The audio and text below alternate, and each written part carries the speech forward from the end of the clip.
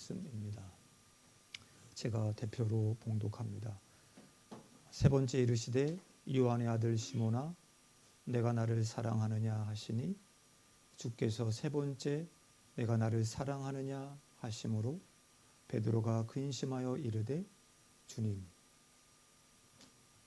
모든 것을 아시오매 내가 주님을 사랑하는 줄을 주님께서 아시나이다.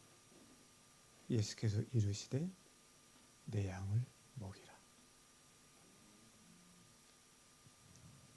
나를 바라보시며 흘리신 용서의 눈물, 날 향한 사랑 때문에 생명 주셨고 무지한 우리 때문에 고통당하신 예수님, 무지한 우리 때문에 십자가 지신 예수님, 나 같은 죄인 때문에 죽음 당하신 예수님, 그 예수님은 지금 어디에 계십니까? 그 예수님은 지금 어디에 계십니까?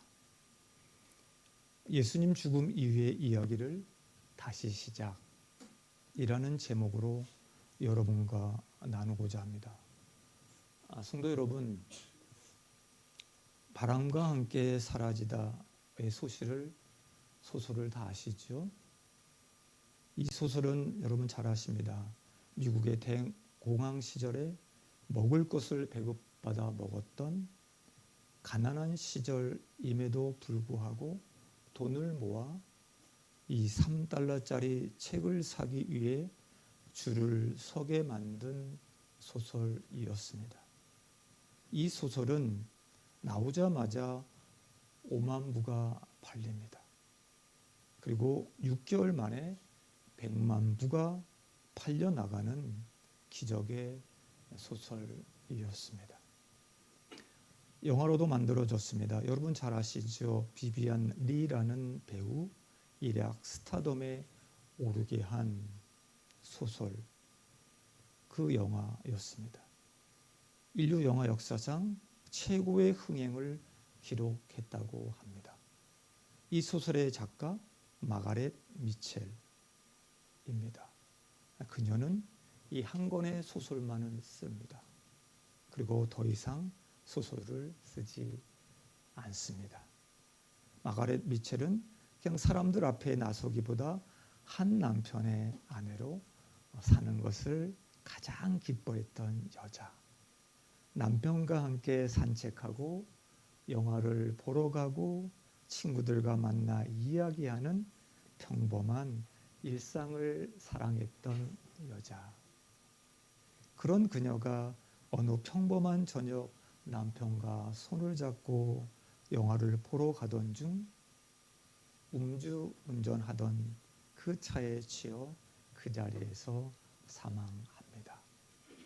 그녀는 그녀가 쓴 소설의 제목처럼 사람들 곁에서 순식간에 바람처럼 사라져 버립니다. 성도 여러분, 2000년 전에 태어나셨던 한 사람, 나사렛 예수. 수많은 사람의 병을 치유해 주셨습니다. 귀신도 쫓아내 주셨습니다. 배고플 때 밥도 주셨습니다. 누구도 가르쳐 주지 않았던 하나님 나라를 가르쳐 주셨던 예수. 유대인들이 호산나 호산나 호산나 열광하며 왕으로 추대하려고 했던 그분 예수. 그분은 어느 날 잡히셨고 그 시대에 가장 잔인하고 고통스러운 저주의 십자가, 그 저주의 십자가에서 죽음을 당하십니다. 자신들의 메시아라고 기대했던 이 예수님의 죽음 모두에게 충격이었습니다. 메시아라고 믿었던 예수님은 사라지셨습니다. 제자들과 예수님을 따르는 그 무리들, 예수님이 사라진 그 현실 앞에서 오열합니다. 어디에도 예수님은 계시지 않습니다. 그들은 훌륭하신 그 예수님의 죽음을 도저히 이해할 수도 없고 알 수도 없었습니다. 안식일 후 첫날 새벽이 되었습니다. 예수님의 시신에 향유를 붓기 위해 막달라 마리아가 예수님의 무덤을 찾아갑니다. 그런데 무덤을 막고 있던 커다란 돌문, 그 무거운 돌덩어리가 열려 있었습니다. 그 여자는 이게 무슨 일이야? 이게 무슨 일이야? 제자들에게 달려가서 보고를 합니다. 무슨 일인지 돌문이 열려 있어요. 무슨 일인지 돌문이 열려 있어요. 누가 주님을 무덤에서 가져갔습니다. 가져갔어요. 어디에 두었는지 모르겠어요. 그 말을 들은 베드로 또한 다른 제자가 정신없이 달려갑니다. 그리고 여인의 말처럼 예수님의 시신이 없어진 것을 발견합니다. 성경은 이렇게 말씀합니다. 그들이 예수님이 다시 살아나야 하리라 하신 말씀을 아직 알지 못하더라. 제자들이 다시 오고 나서 여인은 그 빈 무덤을 찾아갑니다. 그때 흰옷 입은 두 천사를 봅니다. 천사들이 여자여, 여자여, 어찌하여 우느냐? 어찌하여 우느냐? 사람들이 내 주님을 옮겨갔는데 어디 두었는지 알지 못해서 울고 있습니다.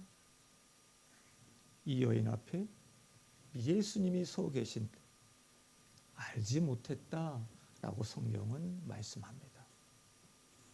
동산지기인 줄 알았던 예수님이 마리아야, 마리아야 부르십니다.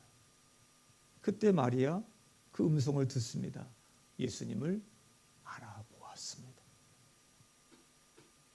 막달라 마리아는 제자들에게 다시 달려갑니다. 흥분해서 말합니다. 제가 주님을 보았습니다. 제가 주님을 보았습니다. 마리아는 어디로 가시었는지 그 알지 못했던 주님을 보았다고 말을 합니다.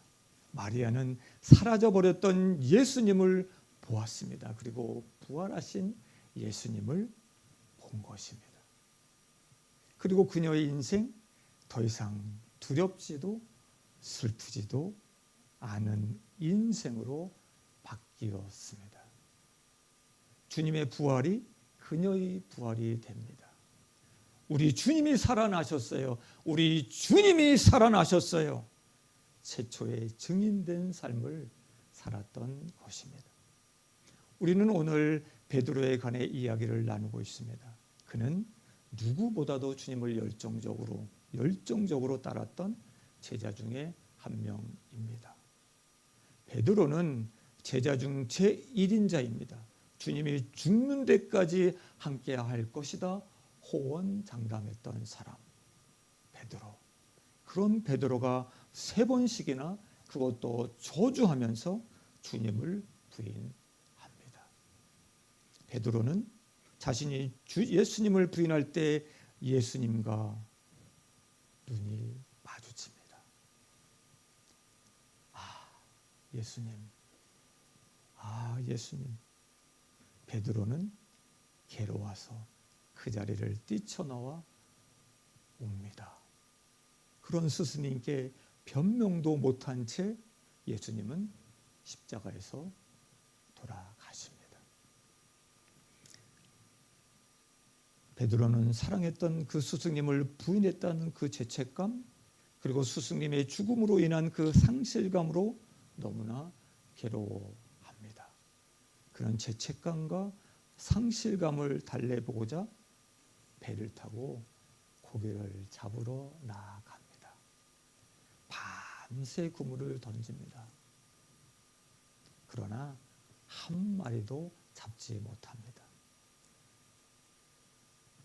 나는 이제 물고기도 못 잡는 인생이 되었구나. 난 이제 어떻게 살아야 되지? 나는 이제 어떻게 살아야 하지? 슬픔, 절망으로 어찌할 줄 모르는 그때 나지막히 목소리가 들립니다. 배 오른편에 그물을 던지라. 배 오른편에 그물을 던지라. 주님이시다. 주님이셔. 한 제자의 음성을 듣고 베드로는 배에서 뛰어내려 주님께 달려갑니다. 부활하신 예수님 모닥불을 피워놓으시고 베드로와 제자들에게 구운 떡과 생선을 먹으라 말씀하십니다.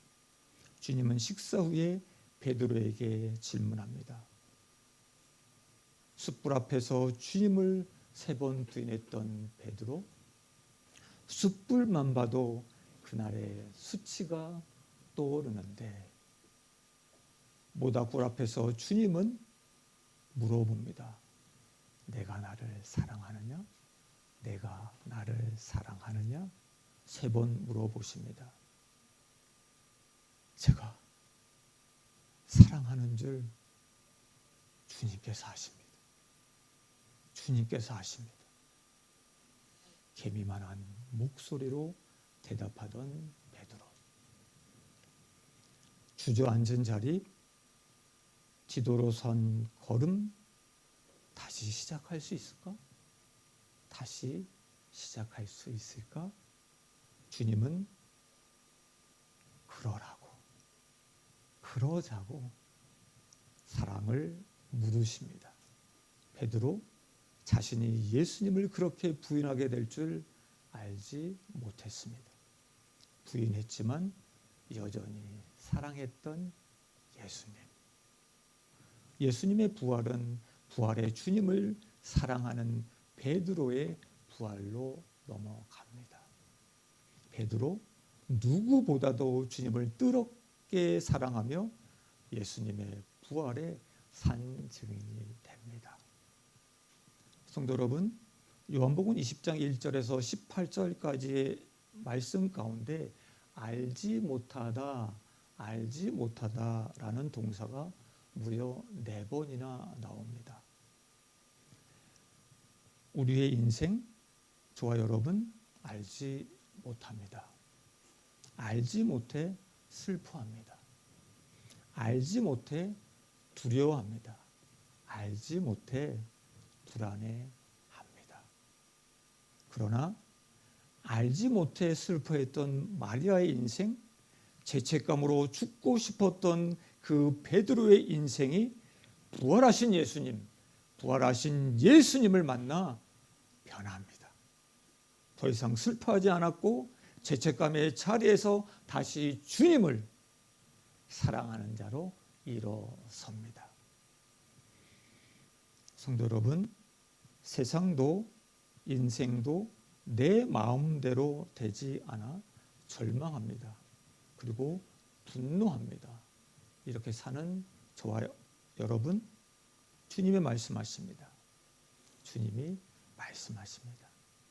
나는 부활이요 생명이다. 나는 부활이요 생명이다. 내가 믿느냐?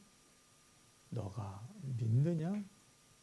예수님 2000년 전에 십자가의 죽음으로 사라지지 않으셨습니다. 그분의 말씀처럼 예수님은 부활하셨습니다. 아멘. 지금도 예수님은 예수님을 믿는 자들에게 영원한 생명, 부활을 주십니다. 아멘. 저도 부활하신 주님을 만났습니다. 주님을 만났던 그날 하염없이 통곡했습니다. 눈물을 흘리며 얼마나 좋았는지 모릅니다. 죽었다는 그 주님이 제 마음에 살아나는 그 신비, 죽은 내 영이 살아났고 저는 그날 이후 부활의 삶을 살고 있습니다. 나에게 부활을 주신 주님 사랑하시면서 말씀하십니다. 내 양을 먹이라. 내 양을 먹이라.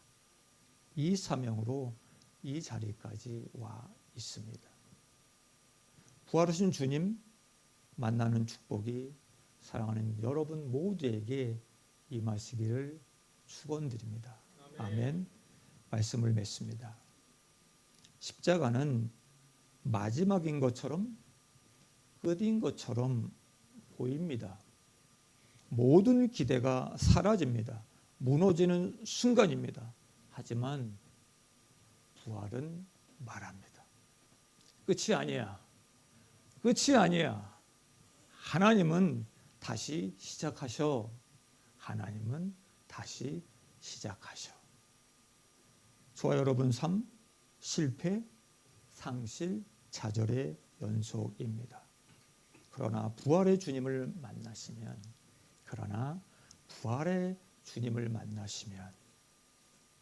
끝이 아니고 시작입니다. 아멘. 끝이 아니고 시작입니다. 상실이 아닙니다. 좌절할 수 없습니다. 우리 예수님 십자가에서 죽으셨습니다. 그리고 부활하셨습니다. 우리도 죽어야 부활합니다. 우리도 죽어야 부활합니다. 내 죄가 죽어야 그제야 그래서 자유함을 얻게 되는 것입니다. 두려움이 죽어야 합니다. 그래야 담대함으로 살 수 있습니다. 미움이 죽어야 합니다. 미움이 죽어야 합니다. 그래야 사랑하며 살 수 있습니다. 내가 분명히 죽을 때 부활의 삶을 경험할 수 있습니다. 작자 미상의 부활에 관한 시의 일부를 읽어드리겠습니다. 이걸로 마치겠습니다. 세상도 인생도 내 마음대로 되지 않아. 절망하고 분노하다 생기 잃은 내게 주께서 들려주시는 말씀, 나는 부활이요 생명이다. 이것을 내가 믿느냐? 주의 사랑이 생명이다. 홀로 남아도 성령께서 내 속에 계시면 절망스러워도 내 이름 부르시는 주 음성 들으면 의심했더라도 주께서 못자국과 창자국을 보이시면 주저앉았어도 주께서 다시 사명을 주시며 일으키시면 절뚝거리더라도 주께서 새 이름을 주시면 이미 부활을 살고 있다. 기도하겠습니다.